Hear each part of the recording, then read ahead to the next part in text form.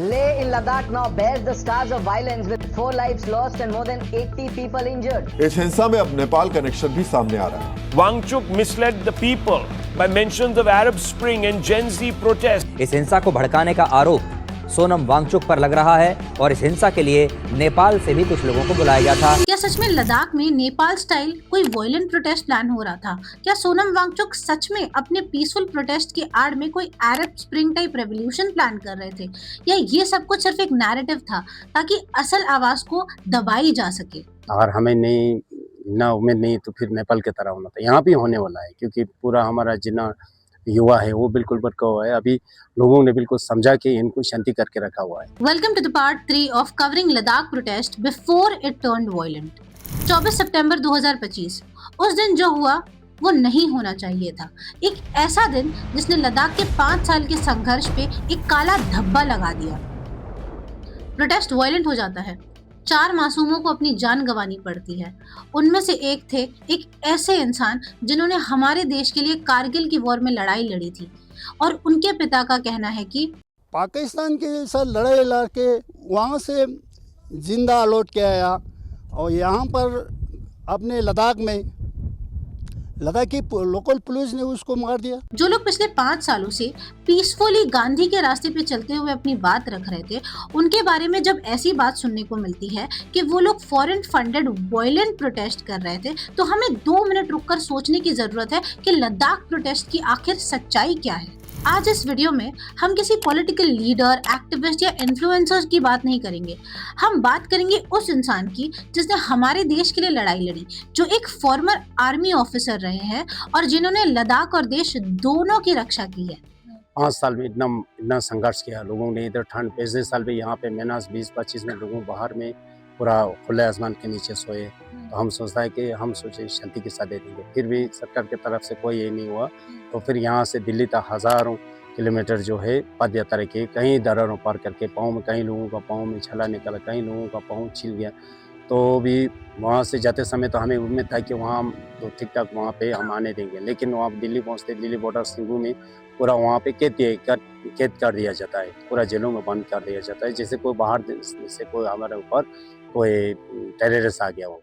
सोचिए, एक farmer army officer ये कहते हैं कि हम जब दिल्ली पहुंचे तो ऐसा फील हुआ जैसे कोई टेररिस्ट आ गया है। ये उन्हीं लोगों की बात कर रहे हैं जो 1000 किलोमीटर से भी ज्यादा भारत माता की जय के नारे लगाते हुए आए थे। तो हम तो शांति में उस पे चढ़ रहे थे। हमने रास्ते में किसी को चू तक नहीं बोले और सरकार के खिलाफ जिंदाबाद मुर्दाबाद कोई हमने नारा नहीं दिया। और हरियाणा का जो इलेक्शन चल रहा था, हमने सोचा कि इलेक्शन का कोई कुछ गड़बड़ ना हो जाए करके वहाँ से हम फिर बसेस में बास गए थे। तो हम तो इतना चाहते हैं, फिर वो वहाँ पे इस तरीके से जो है का हमारे साथ हालात हुए। और आप सोचेंगे कि जब वो किसी तरह दिल्ली पहुंचे तब क्या हुआ? क्या सरकार ने उनकी बात सुनी? फिर दिल्ली लद्दाख भवन में फिर 16 दिन अनशन करने के बाद फिर सिर्फ जो बातचीत जारी करने के लिए वहाँ पे हमें आश्वासन दिया गया। 16 दिन लद्दाख भवन में अनशन, और उसके बाद मिला क्या? सिर्फ एक प्रॉमिस कि बैठेंगे, बात करेंगे। आप इमेजिन कर सकते हो, 16 दिन के अनशन के बाद सरकार कहती है कि अब बात करेंगे, और जब बात शुरू हुई भी तो बात सिर्फ और सिर्फ डोमिसाइल की, ना 6 शेड्यूल की, ना स्टेटहुड की। इसके बाद भी सरकार पर भरोसा जताते हुए लद्दाखी चुपचाप वापस लद्दाख पहुंच गए। अभी हमारा जो मेन जो हमारा डिमांड है 6वीं अनुसूची जो 6 शेड्यूल और स्टेटहुड, उसके बारे में बोला कि ये जब डोमिसाइल दे रहा था बात हुआ था उस टाइम बोला कि हम 1 महीना के बाद दोबारा बातचीत के लिए बुलाया गया। उसके बाद तो बिल्कुल बातचीत थमा गया और दूसरे रुपये को ठंडे बास्ते में चला गया। तब हम फिर भी उम्मीद कर रहे थे सरकार हमें जो बातचीत के लिए हमारा जो यहाँ से डेलीगेशन जाता है तो केडिया और एपेक्स का जो मेंबर वहाँ पे बुलाए, कोई कुछ नहीं हुआ, कोई कहीं से कोई खबर नहीं है, अभी भी नहीं है। तो उसी को देखते हुए हम दोबारा फिर हम हमारा अनशन कर रहे हैं। अभी हम 35 दिन के लिए बोल रहे हैं। लेकिन कहानी यहाँ पर खत्म नहीं हुई। बार बार आवाज उठाने के बाद, बार बार मीटिंग्स, बार बार प्रोटेस्ट करने के बाद भी कुछ हो नहीं रहा था। तो 10 सितंबर 2025 को शुरू हुआ एक और अनशन। सोचिए कितना बेबस फील करते होंगे ये प्रोटेस्टर्स। पद यात्रा, अनशन, मार्च, हर तरीके का पीसफुल प्रोटेस्ट करने के बाद भी सरकार इनकी सुन नहीं रही थी। और जब बार बार पीसफुली अपनी आवाज उठाने के बाद भी सरकार नहीं सुन रही थी, तो 10 सितंबर को शुरू हुआ एक और अनशन, जो कि आगे चलकर दुर्भाग्य से 24 सितंबर 2025 को वायलेंट हो जाता है।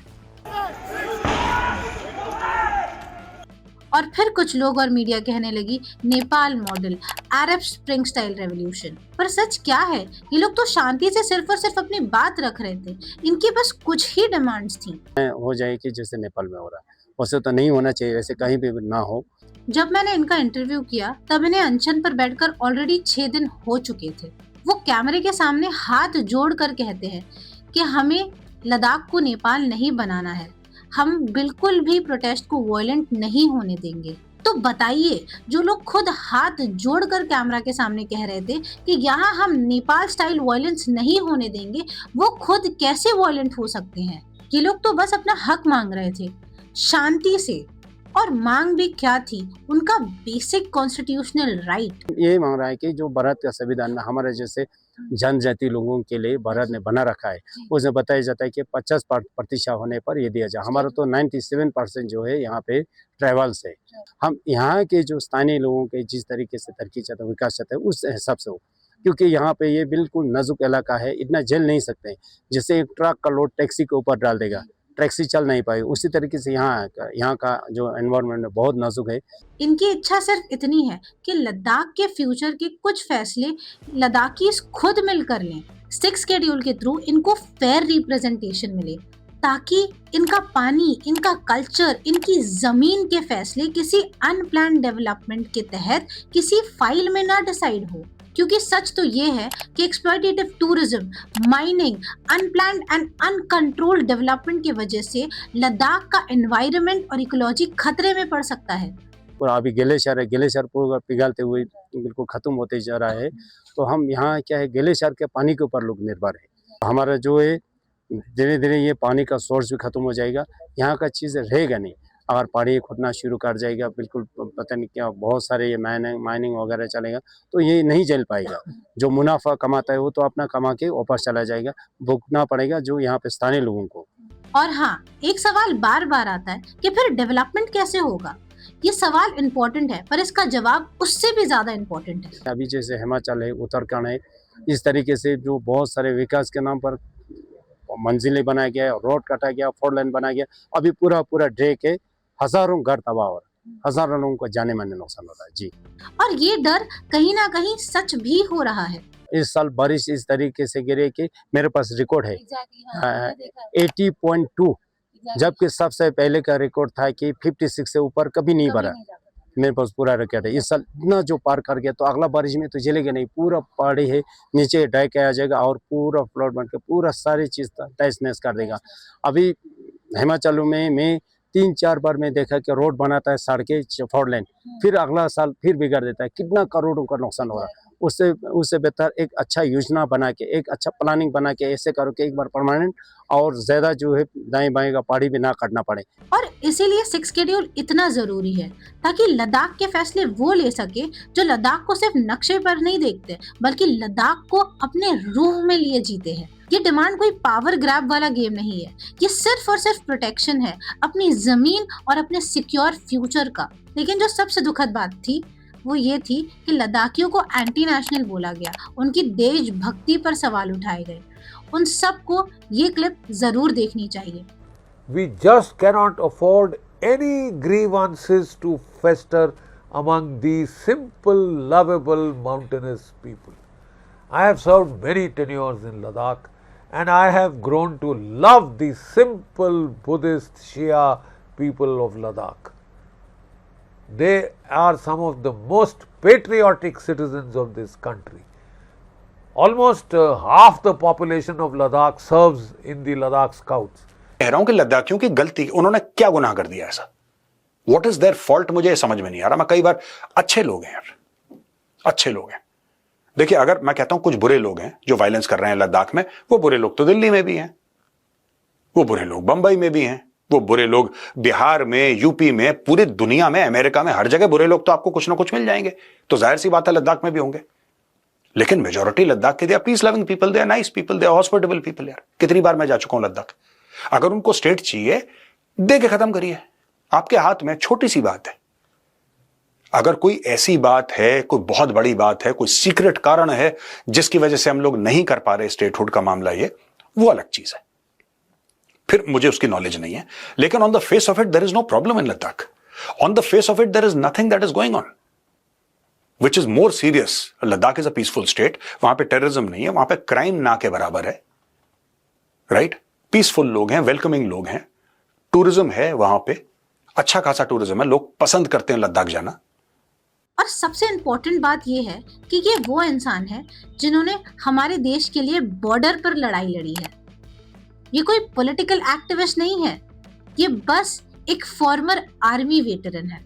पहले बात तो यहाँ सीमाओं का रक्षा सेना का बराबर यहाँ का जो जनता है वो बराबर करते हैं। जब भी 1997 में लड़ाई हुए थे, जब आज़ाद हुआ था, उसके बाद जो 62 का लड़ाई हुई, 71 में लड़ाई हुई, उसके बाद 84 का जो ग्लेशियर का ओपो मेघदूत चला, उसके बाद ओपी प्रोग्राम चला, उसके बाद ओपी प्रोग्राम वगैरह अधिकतर लोगों को मालूम नहीं है। फिर उसके बाद ये गलवान का जो लड़ाई ओपो सुनो लेपर्ड चला, इस सब में लद्दाख के लोगों ने बराबर योगदान दिया सेना के, कोई हटा नहीं। पूरा औरत तक मैंने देखे है कि 99 लड़ाई में लोगों का पीठ छिल गया अमुनेशन और सामान ढोते ढोते। तो इन लोगों को ऐसे ये चीज तो बिल्कुल सरकार भेंट के तौर पर दे देना चाहिए कि आपका हक है करके। लद्दाख में दो सीमाएं मिलती हैं, पाकिस्तान और चाइना। और चाहे जंग हो या बॉर्डर पर टेंशन, लद्दाखीज हमेशा हमारे देश की सेना के साथ खड़े रहे हैं। लद्दाखीज हमारे देश के बॉर्डर पर जीते हैं। इनमें उतनी ही देशभक्ति है, या हो सकता है उससे ज्यादा देशभक्ति हो, जितनी आप में और मुझ में है। लद्दाखी तो कभी देशभक्त काम होगा नहीं। अभी हम बोलते हैं कि हम जब भी बॉर्डर में जाना पड़े, हम बिल्कुल जाने के लिए तैयार है। हम क्योंकि हम देश के लिए है, हम देश के लिए, देश है तो सब है। तो इसीलिए बहुत जरूरी है शेड्यूल स्टेटहुड देना। मैं अभी सरकार आपके चैनल के माध्यम से सरकार को फिर दोबारा निवेदन करता हूँ, ये जल्द से जल्द इस मामले को सुलझाए और जो हमारा मांगे है पूरा करे। लद्दाख इंडिया का अटूट हिस्सा है। वो सिर्फ एक बॉर्डर स्टेट नहीं, हमारी शान और हमारी रक्षा का एक अहम हिस्सा है। और लद्दाखियों ने हमारे देश के साथ, हमारे सैनिकों के साथ खड़े रहकर अपना फर्ज निभाया है। कारगिल वॉर हो, गालवान की लड़ाई हो या कोई भी और बॉर्डर पर टेंशन, हमेशा लद्दाखीज हमारे सेना और हमारे देश के साथ खड़े रहे हैं। इसीलिए जब वो अपनी आवाज उठाते हैं तो वो देश के खिलाफ नहीं है, वो देश की सुरक्षा के लिए और अपने फ्यूचर के लिए अपना हक मांग रहे हैं। तो मैं बहुत बहुत धन्यवाद देना चाहता हूँ। आप लोगों की वजह से लोगों को जगता है, जागरूकता मिलते हैं और लद्दाख के जो है हमारा कितना दुख तकलीफ में जी रहा है, हमारा मांगे क्या है, उनके बारे में लोगों तक पहुँचाने के लिए आपके सारे टीम को बहुत बहुत धन्यवाद देता हूँ। इसी तरीके से जितना भी यूट्यूब चैनल वाला आप लोगों की तरह जो समाज के लिए काम कर रहे हैं, समाज के विकास और भलाई के लिए काम कर रहे हैं, उस सभी को मैं जुल और जय हिंद कहता हूँ। थैंक यू, धन्यवाद।